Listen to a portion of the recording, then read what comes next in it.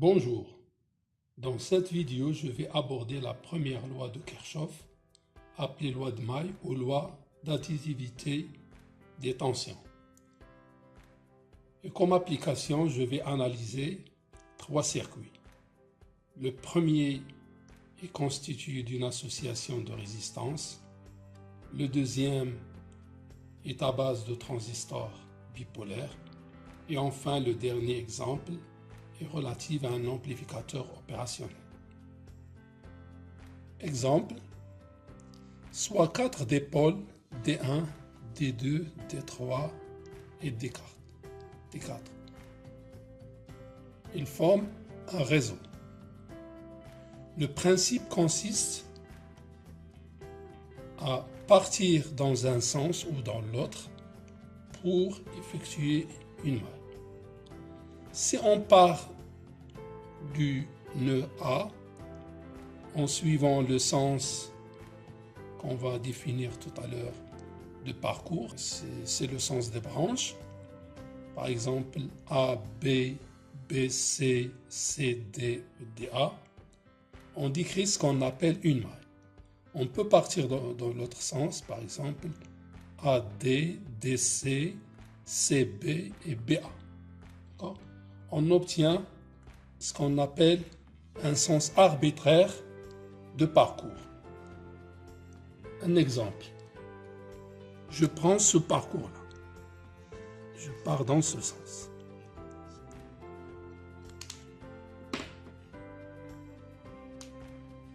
Donc, je vais dans ce sens. Donc, j'aurai cette DDP, c'est-à-dire UAD, est égal à V de A moins V de B, V de D, pardon. Donc, j'aurai UAD. Donc, je pars dans ce sens. Donc, cette flèche-là de cette DDP est dans le sens opposé. Donc, j'aurai moins U. Cette tension-là, c'est UAB. Là, je suis dans le bon sens, donc j'aurai plus. U, cette DDP, c'est UCB. De même, j'aurai plus UDC. Et je ferme le parcours, donc j'aurai plus, j'aurai donc 0. C'est ça, la loi de May. On choisit un sens quelconque, puis lorsqu'il y a élévation de potentiel, donc on est dans le sens choisi, et il y a diminution de potentiel quand on rencontre une flèche qui est dans le sens opposé. De même, si je choisis l'autre sens, j'aurai la même relation.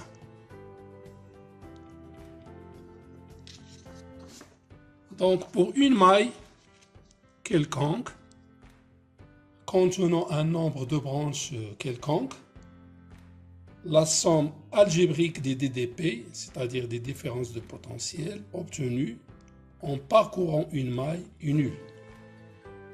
Donc, mathématiquement, sigma de KU égale à 0. K est égal à plus 1 ou moins 1. Tout dépend du sens de parcours. Je répète, la somme algébrique des DDP obtenue en parcourant une maille est nulle. Donc, à partir des exemples qu'on va étudier, vous allez bien comprendre cette loi. Et je vais déterminer les expressions des DDP à partir des différents parcours. Je prends par exemple cette maille et j'ai choisi ce parcours-là.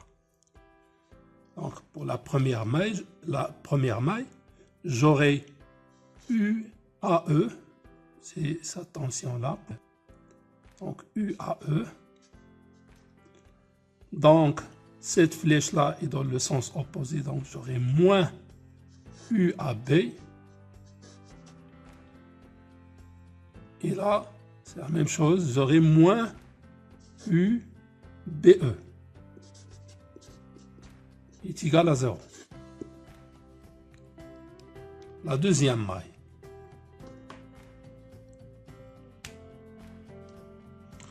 Je choisis ce sens ou bien ce sens, c'est la même chose. Donc c'est un sens arbitraire qui n'a pas d'influence sur l'expression. Pour la deuxième maille, j'ai choisi ce sens-là, je pars de ce point-là. Donc j'aurai UCD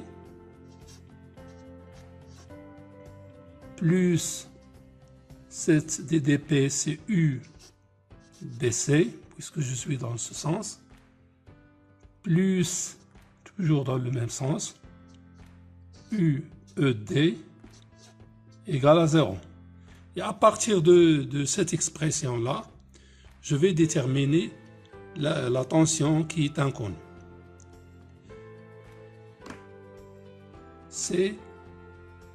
Je vais la déterminer à partir de ce parcours-là. Et je vais choisir ce sens-là.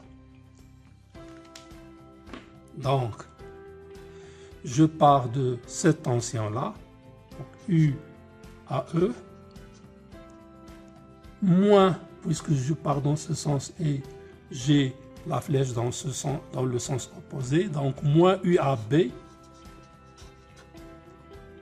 moins UBC, moins UCD, moins UED égale à 0. Puisque ici, on revient au point A. Ça, c'est la première application. Je passe à une deuxième qui est autour d'un transistor NPN. Donc ici, j'ai 4 mailles. Voici la première maille. Voici la deuxième, la troisième, et j'ai une quatrième ici. Pour la première maille,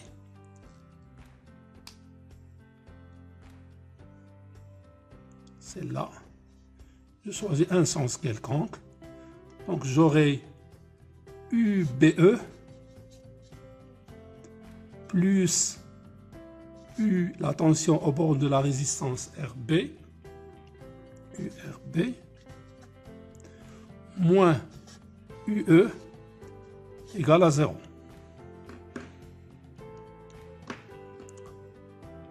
La deuxième maille, je choisis ce sens-là et je pars d'ici, donc j'aurai VCC moins URC, la tension au bord de cette résistance, moins cette tension-là qui est entre collecteur et l'émetteur, c'est moins UCE égale à 0. Donc cette maille-là. Donc UCE, la tension au bord du collecteur et l'émetteur, plus la tension au bord de la résistance RC égale à la tension d'alimentation. Troisième maille, c'est celle-là. Je vais pas dessiner le sens pour ne pas charger le montage. Donc, j'ai cette tension-là, c'est UCB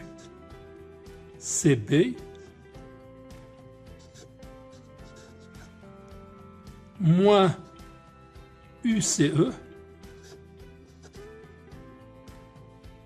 plus, voilà, plus UBE égale à 0. Voilà, cette maille-là. Et enfin, la quatrième, je pars d'ici, Voilà, et je reviens ici. Donc, j'ai la tension UE moins URB plus, puisque je vais dans ce sens, plus UCB plus URC moins VCC et je reviens ici. Donc vous remarquez que dans ce montage-là, on a 4 mailles. La première, la deuxième, la troisième à ce niveau-là, au niveau de la base du collecteur et de l'émetteur, et la quatrième qui se trouve à ce niveau-là. D'accord? Donc ça c'est la deuxième application. Je passe à la troisième application.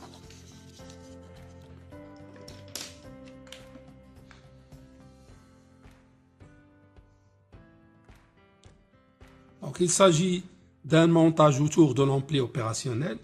Ce qui m'intéresse, ce n'est pas les relations entre l'entrée et la sortie ou entre l'amplification et les différents éléments, mais je vais m'intéresser uniquement aux mailles qui se trouvent dans ce circuit.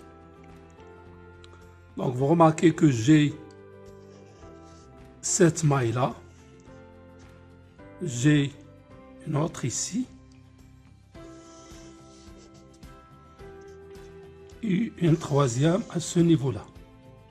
Je pars dans ce sens ou dans l'autre, c'est la même chose. Voilà. Donc pour la maille 1, ici, donc j'ai VE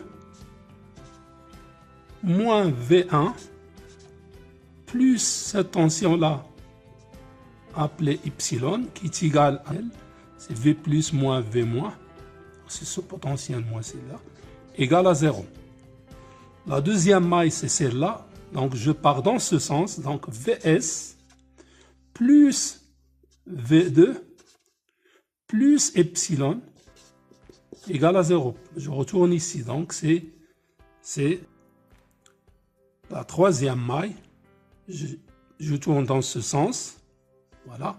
Donc, j'aurai VE plus V1 moins V2, puisque la flèche est dans le sens opposé du sens de parcours, moins VS, de même ici, vous remarquez que je pars dans ce sens, et la flèche est dans ce sens-là, égale à 0. Donc vous remarquez que j'ai trois mailles, donc 3 expressions de DDP. Et à partir de ces expressions-là, je peux déterminer les relations ou bien les expressions recherchées. Merci de votre attention et à la prochaine vidéo.